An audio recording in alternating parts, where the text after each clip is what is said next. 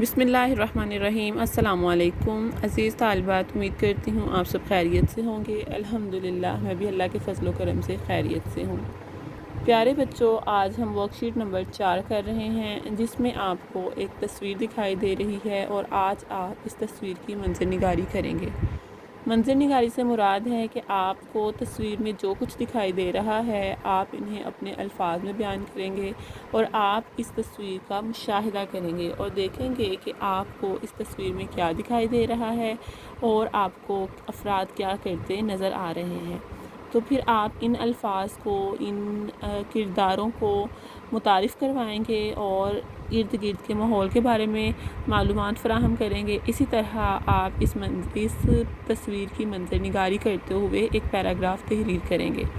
پیارے بچوں، آپ کی آسانی کے لیے ایک پیراگراف تحریر کیا گیا ہے تاکہ آپ کو پتہ چل سکے کہ آپ کس طرح اس منظر نگاری کو لکھ سکتے ہیں یا اس منظر نگاری کو تحریر کر سکتے ہیں۔ تو بیٹا آپ نے اس تصویر کو غور سے دیکھنا ہے اور پھر اپنے الفاظ میں منظر نگاری کرنی ہے۔ یہ پیراگراف جو آپ کو لکھا دکھائی دے رہا ہے یہ صرف آپ کی پریکٹس ہے، ٹھیک ہے؟ آپ کو بتایا گیا ہے کہ آپ کس طرح لکھ سکتے ہیں۔ آپ اس کی مدد سے خود سے نئی کہانی بنائیں گے اور اس تصویر سے متعلق اپنے خیالات کا اظہار کریں گے۔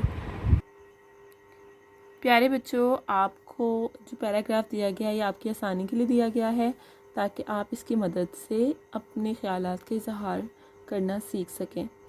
تو اب ہم کیا بتا رہے ہیں کہ پچھلے اتوار کی صبح موسم بہت سہانا تھا، یعنی اس تصویر کی منظر نگاری کرتے ہوئے ایک کہانی بنائی گئی ہے جس میں فرض کیا گیا ہے کہ یہ اتوار کا دن ہے اور موسم بہت سہانا ہے، جس میں علی اور آسمہ نے پودے لگانے کا فیصلہ کیا۔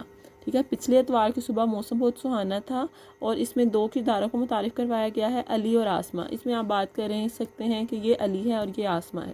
ٹھیک ہے، علی اور آسمہ دونوں بہن بھائی ہیں۔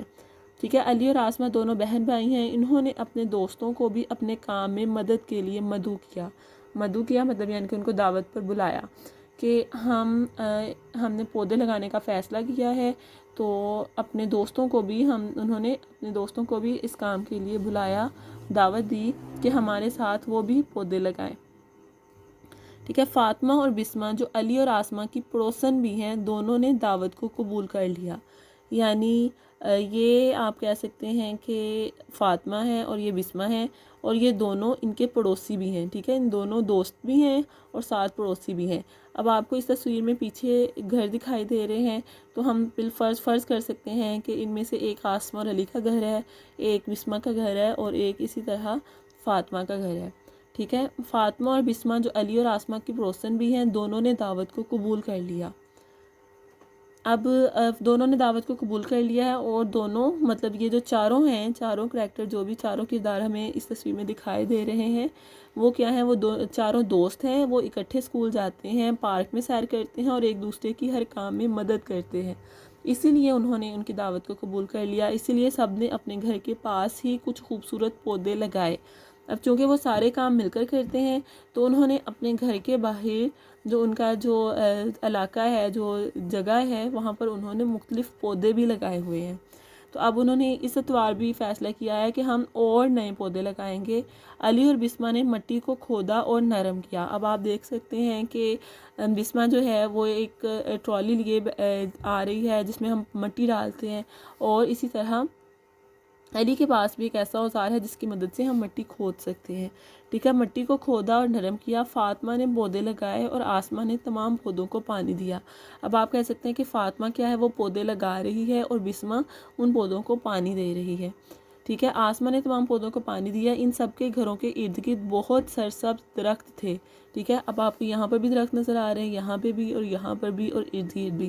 تو ہم یہ کہہ سکتے ہیں کہ اس تصویر میں جو ہمیں منظر نگاری دکھائی دے رہی ہے، اس میں یہاں پیچھے گھر ہیں اور ان گھروں کے ارد گرد سرسبز اور ہرے بھرے درخت موجود ہیں۔ ٹھیک ہے، وہ ان درختوں سے پھل کھاتے، اسی لیے سب کو پودوں سے بہت پیار تھا۔ اب ان درختوں کے یہ تمام جو کردار ہیں، یہ پھل بھی کھاتے ہیں، ان کی چھاؤں میں کھیلتے ہیں، تو انہیں پودوں سے بہت پیار ہے، یعنی کہ ان بچوں کو پودوں سے بہت پیار ہے۔ وہ ان درختوں سے پھل کھاتے اس لیے سب کو پودوں سے بہت پیار تھا، وہ پودوں کا پوری طرح خیال رکھتے۔